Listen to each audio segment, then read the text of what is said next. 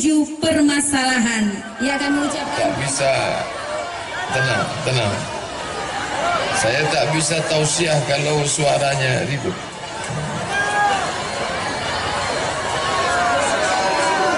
Tenang. Tadi mereka minta duduk karena ibu bapak yang di belakang mau menengok. Duduk. Duduk ke bawah. Karena protokol berpantun, maka tradisi orang pesisir, kata dia, mesti pula dibalas dengan pantun. Anak nelayan menangkap kepah. Kepah ditangkap berharga murah. Sudah lama berceramah, baru inilah disambut berkarpet merah.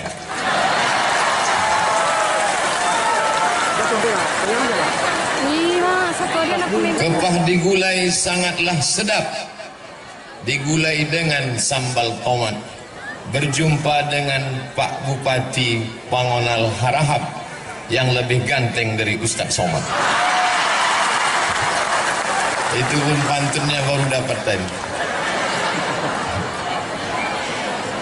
Tadi Pak Bupati menyebut, katanya kisah mengundang saya ini penuh dengan liku-liku.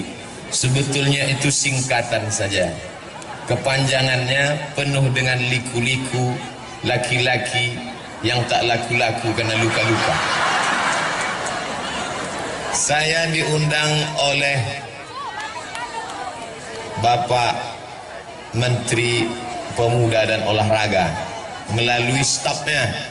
Ustadz Somad, kami staf menteri, kapan Ustadz bisa datang ke Jakarta? Saya jawab, saya penuh sampai Desember 2018. 15 bulan lagi saya tak bisa diundang. Kemarin di Yogyakarta, saya diundang di UII, Universitas Islam Indonesia. Lalu datang salah seorang keluarga Pak Jokowi, Presiden. Ustadz, mau kami undang ke Solo, acaranya pembagian 1000 Quran gratis.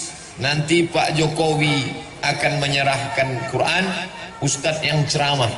Saya jawab, insya Allah bisa 2019. Tak bisa. Ketika saya pulang ke rumah, tepatnya jam 5 sore, sampai di rumah badan letih, tak berapa lama terdengarlah suara orang mengetuk pintu. Saya buka pintu, saya tak kenal. Assalamualaikum Ustaz. Waalaikumsalam. Silakan masuk. Dari mana? Kami utusan Bupati Labuhan Batu. Langsung dari Rantau Prapan ini? Iya. Maksudnya mau mengundang Ustaz. Tak mungkin saya jawab 2019. Terbayanglah saya ini orang datang dari Labuhan Batu, Rantau Prapan, masuk ke Riau, sekarang baru datang hanya untuk mengundang. Terbayang saya lagi kalau dia pulang, saya tak datang, akan dihamuk oleh bupati. Maka waktu itu lama saya berpikir, tunggu saya buka jadwal saya dulu. Saya lihat adalah yang bisa saya datang, tapi saya tak bisa malam. Karena saya mengajar sampai jam 5 sore. Habis itu baru kita berangkat malam, paginya ceramah. Memang kebetulan acaranya memang kita buat pagi Pak Ustaz. Oh, kalau begitu buatlah hari Rabu, hari Selasa saya selesai mengajar jam 5 sore, jemput saya sore, berangkat kita malam. Lalu istirahatnya kapan? Di mobil itulah kita istirahat. Alhamdulillah tadi malam tertidur, sampai di sini pas azan subuh, sholat subuh. Selesai subuh langsung kultum. Kuliah 7 menit. Tapi karena sedap jamaah itu bertambah 20 menit. Habis itu baru pulang ke hotel, tidur 1 jam. Jam 7 bangun. Barulah kemudian berjumpa dengan Pak Bupati, berjumpa dengan Pak Wakil Kapolres, berjumpa dengan Pak Komandan Kodim, berjumpa pula dengan guru saya dulu di Madrasah Aliyah Sanawiyah Muallimin Medan tahun 1993. Itulah dia Ustadz Darwis yang sekarang menjadi Ketua Majelis Ulama Indonesia Kabupaten Labuhan Batu. Di antara antara semua ustadz di Muallimin itu, inilah ustadz yang paling saya ingat. Kenapa? Pernah kami ditempelengnya satu lokal. Dia mengajar bahasa Arab. Waktu itu dia masih muda, sedang keras-kerasnya. Tamatan Libya, Muammar Gaddafi. Satu yang tak ditempelengnya, namanya Yusuf. Sekarang kerja di kantor urusan agama Kabupaten Pasaman. Saya tanya dia, Sob, ingat kau Ustaz Topuk?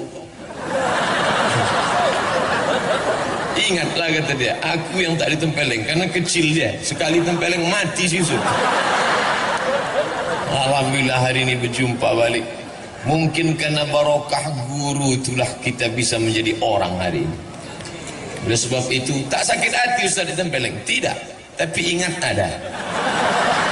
Masya Allah. Berjumpa semuanya hari ini. Lalu kemudian sambutan Kabupaten Labuhan Batu luar biasa. Belum pernah saya berceramah tentara polisi sebanyak ini. Ini yang selama ini mengejek-ejek saya di internet, dibuatnya foto saya pakai kacamata, dicoret-coretnya, karena dia selama ini hanya menengok yang mengawal saya Satpol PP. Setelah hari ini tahu dia saya pulang dari Labuhan Batu, polisi, tentara, insya Allah tak ada berani lagi ini. Tengoklah nanti. Luar biasa. Tadi disambut mulai jam 7, jam 8, jam 9. Makan sarapan pagi. Tak berhenti berfoto. Sampai terlintas di pikiran saya, aku ni diundang ceramah apa diundang berfoto? Begitulah sambutan masyarakat kerinduan kaum muslimin muslimat di Labuhan Batu. Sampai di dalam bersalaman, disuguhkan pula, didudukkan saya didampingi dua, Pak Bupati, Pak Wakil Bupati.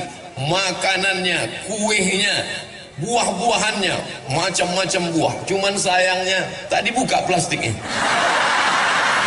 Mana abang mau makan? Luar biasa. Bapak-bapak wakil DPR pula di belakang. Ibu-ibu keluar dari tenda, padahal panas, tapi ternyata cuaca panas tak menghalangi. Kenapa? Hati mereka sejuk. Mudah-mudahan kalau hati ibu sejuk, maka rezeki bertambah. Betul? Kan? Betul kata bapak. Asal sejuk hati ibu tu, tambahlah pak. Masya Allah. Luar biasa. Maka kenapa acara ini terwujud? Karena ada orang yang punya telunjuk. Ini jari ini 5. Ada tinggi, ada pendek, ada kurus, ada gemuk. Dia tak sama. Ada yang punya telunjuk. Kalau yang punya telunjuk ini menunjuk, ditunjuknya jalan aspal. Jalan aspal, insya Allah berubah jadi aspal besok. Tapi kalau Abdul Somad menunjuk jalan, bertambah lubangnya. Ini telunjuk ni siapa? Ini orang yang punya kekuasaan. Maka yang punya kekuasaan ni mesti orang yang taat beragama sesuai dengan agamanya, tentu agama Islam, agama kita insya-Allah. Allahu Akbar. Hanya menunjuk dia ke atas. Bapak-bapak kalau berfoto kan begini. Allahu Akbar. Datang istrinya bertanya, "Bang, apa artinya bang tadi? Kaulah yang pertama dan terakhir." Waktu tak ada bininya, apa artinya itu pak? Bertambah satu lagi. Anak-anak gadis, jangan kalian berfoto begini. Ini banyak nih yang foto anak-anak gadis nih. Jangan kalian foto begini. Tahu kan artinya apa? Jadikan aku yang kedua. Jangan. Hati-hati. Kalau diajak foto begini. Oh. Ini saya ceritakan bukan saya mau menyombong-nyombongkan diri. Na'udzubillah, tidak. Saya hanya mau menyampaikan ke Ustadz Haji Zaharuddin LC bahwa Ustadz tidak gagal mengundang saya. Beliau ketua Ikatan Alumni Al-Azhar dari Kabupaten Labuhan Batu. Beliau mau WA saya, SMS saya. Saya bilang aku tak bisa datang. Bukan karena engkau yang mengundang saudaraku, tapi karena aku tak ingin menghapuskan jadwal-jadwal ini. Jadi fitnah nanti. Jangan gara-gara ini rusak hubungan kita sesama Allah, sesama manusia. Tapi rupanya begitulah indahnya. Apa namanya? Ibu-ibu itu mau foto, minta izin sebentar. Udah, cukup lah itu ya. Hilang pula bahan awak menengok ke belakang. Maka kalau ada orang punya kekuasaan, tolonglah agama ini dengan kekuasaannya. Saya pulang kuliah dari Maroko tahun 2008. Datanglah 3 orang. 1 pensiunan tentara, 1 pensiunan polisi, 1 pensiunan perusahaan minyak. Selesai saya ceramah, dia datang. Ustaz Abdul Somad, apa yang bisa kami lakukan untuk menggoncang? Apa yang mau digoncang? Tangan pun bergoncang, udah. Kalau mau menggoncangkan negeri ini, ketika kau masih aktif, ketika ada kekuasaan, tolong agama ini dengan kekuasaan. Allahu Akbar. Tahun 1998 saya dapat beasiswa 100 anak Indonesia lulus berangkat ke Al-Azhar Mesir. Dari yang tes 1000 orang, saya termasuk yang 100 itu dapat beasiswa ke Al-Azhar Mesir, tapi ongkos berangkat tanggung sendiri. 1998 krisis moneter, sebelumnya dolar 2000 meletup menjadi 20.000. Duit tak ada. Saya kirimlah proposal ke majelis ulama, ke rumah zakat, badan amil zakat. Akhirnya kakak saya pun dipanggil. Hari ini ikut kakak saya itu dengan mak saya pergi ke masjid untuk ke kantor zakat. Katanya anak kami dikasih zakat mau berangkat, Pak. Ya, berapa? Terima ajalah. Dibuka di rumah 200.000. Mau dikirim ke Mesir 200.000, pakai rakit batang pisang lah. Di mana daerahnya nih? Tak boleh disebut nama daerahnya, menjaga kode etik jurnalistik. Cukup ajalah ambil pelajaran. Tapi di Labuhan Batu, ketika kekuasaan ini dipegang oleh orang yang paham, bukan dikasih 200.000, akan diberangkatkan 5 anak Labuhan Batu ke Kairo. Oleh sebab itu beruntung betuah. Saya mendengar kata sambutan tadi bahwa ada anak Labuan Batu yang akan dikirim, sakit hati saya. Awak dulu sekolah mau mati Pak ya. Anak Labuan Batu ini enak-enak aja berangkat. Kalau begitu Ustaz Somad ini busuk hati. Bersihkan hati Abdul Somad. Pesan A.A. Agim, jagalah hati, jangan kau nodai. Jagalah hati, lentera hidup ini. Dah itu aja lagunya. Maka beruntung betuah kalian anak-anak adik-adikku dari Labuan Batu. Kalian cerdas, kalian akan berangkat. Karena ulama nih kalau tidak dilanjutkan, tuan-tuan guru kita akan pergi meninggalkan kita. Ustadz Zainuddin MZ meninggal, Ustadz UJ meninggal, Habib Munzir Al-Musawa meninggal, Buya Hamka meninggal. Tak ada penggantinya sampai hari ini. Tapi anak-anak Labuan Batu yang akan dikirim ini pulang nanti kemari, mereka nilai akan menjadi ulama di masa akan datang. Allahu Akbar. Maka jangan malu menyekolahkan anak ke pesantren. Ada anak yang pintar, masukkan SMA. Ada anak yang cerdas, masukkan SMK. Mana anak yang paling bandel, goblok, bongak, bohong, pau? Itu yang dimasukkannya ke pesantren. Setelah anak tadi bandel diusir, apa kata dia? Tengok anakku nih, setelah keluar dari pesantren bandelnya minta ampun. Padahal sebelum masuk pun dia sudah hantu. Keluar dari situ hantu syariah. Saya tadi terkejut. Pagi-pagi tadi datang anak muda, rambutnya panjang tapi bahasa Arab. Assalamualaikum, waalaikumsalam. Kaifa haluk? Bi khair walhamdulillah. Mata wasalta fi shalah? Mungkin na'khudh surah? Bisa kita ngambil gambar? Saya tanya, ini siapa? Ini orang tamat Jerman. Bisa pula tamat Jerman bahasa Arab. Rupanya 6 tahun di pesantren Gintung di Banten. Artinya apa? Setelah dia tamat pesantren, silakan dia mau kemana? Dia mau berangkat ke Mesir, silakan. Dia mau berangkat ke Makkah, silakan. Dia mau berangkat ke Jerman, silakan. Tapi basic agama sudah ada. Tapi banyak orang tua tak mampu. Maka dibantu dengan program pendidikan agama. Ibu-ibu yang anaknya sudah di pesantren, jangan menengok anak menangis. Ini sengaja pergi ke pesantren bawa tisu. mau menangis menengok anak. Begitu sampai kuatkan hatimu, jangan menangis. Tak enak di pesantren ini, diam kau, tidak ku tampar ujung kau tu nanti. Begitu kuatkan dia. Si bapak-bapak mengadu sama saya, Ustaz Somad, ya, aku baru menengok anakku ke pesantren, terus menangis biniku, bengkak matanya Pak Ustaz. Kenapa? Di rumah spring bed, tobal, di pesantren tipis, mau nangis. Masuk kami ke dapur Pak Ustaz, di rumah cabai dibelah, bijinya dibuang, digilingkan, kasih gula merah, pedas nak. Sampai di pesantren bukan cuman bijinya, batangnya pun di blender orang tuh Pak Ustaz. Akhirnya saya panggil bini saya itu, Pak Ustaz, ke sini. Lebih baik kau menangis sekarang daripada kau menangis 20 tahun lagi karena dia pecandu narkoba. Lebih baik kau menangis sekarang daripada kau menangis nanti karena dia asik naik Honda, naik motor, pergi ke sana, pergi kemari. Tuh, mati. Bonceng sana, bonceng sini, bonceng sana, bonceng sini, masuk angin gembong. Alhamdulillah, setelah dia di pesantren tenang hati saya Pak Ustaz. Maka sejak itu saya nasihati bini saya, berhenti bini saya itu menangis Pak Ustaz. Sekarang tak menangis lagi dia. Selesai masalah, habis itu saya pula menangis Pak Ustaz. Ternyata laki-laki ini pun hatinya lembut ibu. Jangan ibu sangka bapak tu Pak Ustaz, suami saya yang menangis Pak Ustaz. 9 bulan 10 hari saya kandung Pak Ustaz. Datang suami saya menasihati, kau jangan nangis. Aku, bagaimana aku tak menangis? Yang mengandung siapa? Aku. Yang melahirkan siapa? Aku. Yang menyusukan siapa? Aku. Kau kan modal flash disk saja.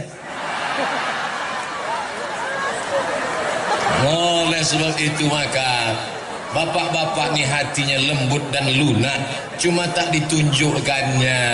Oleh sebab itu anak-anak ni mesti diselamatkan dengan pendidikan agama, basicnya pesantren. Masalah nanti dia mau ke mana? Silakan. Di Riau ada satu masjid terbaik se-Indonesia 2015. Namanya Masjid Islamic Center Pasir Pangarayan, Rokan Hulu. Nama imamnya Ustadz Indra Gunawan. Indra Gunawan itu tamat dari mana? Pinang Lombang.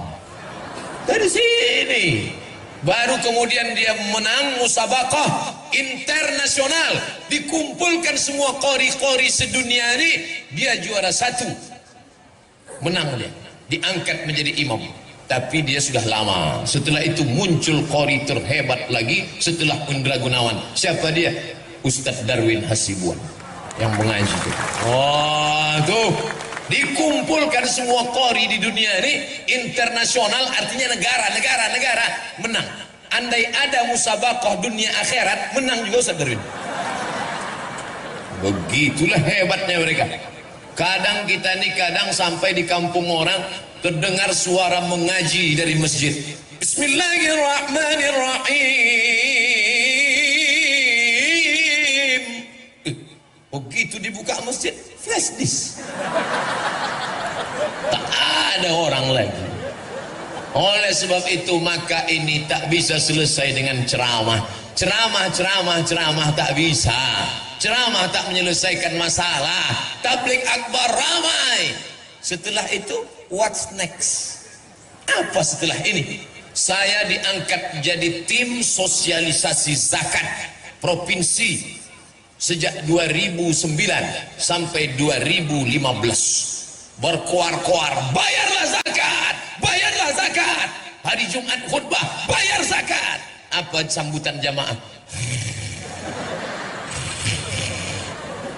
Barakallahu li wa lakum. Baru dia jaga. Cepat betul khutbah Ustaz tadi ya. Bukan dia peduli sama kita. Tapi begitu ada bupati, tidak ceramah dia, tak pernah dia khutbah, tapi dengan tanda tangannya perda zakat. Naik ke atas. Itu tanda tangan itu luar biasa. Perda zakat, seluruh muslim akil balik berakal, pegawai PNS, guru, perusahaan yang ada di tanah kekuasaan ini wajib mengeluarkan zakat. Naik ke atas. ke atas 2 miliar, oh ke bawah 1 miliar, keluar zakat. Saya pun diundanglah ke Maulabuh Aceh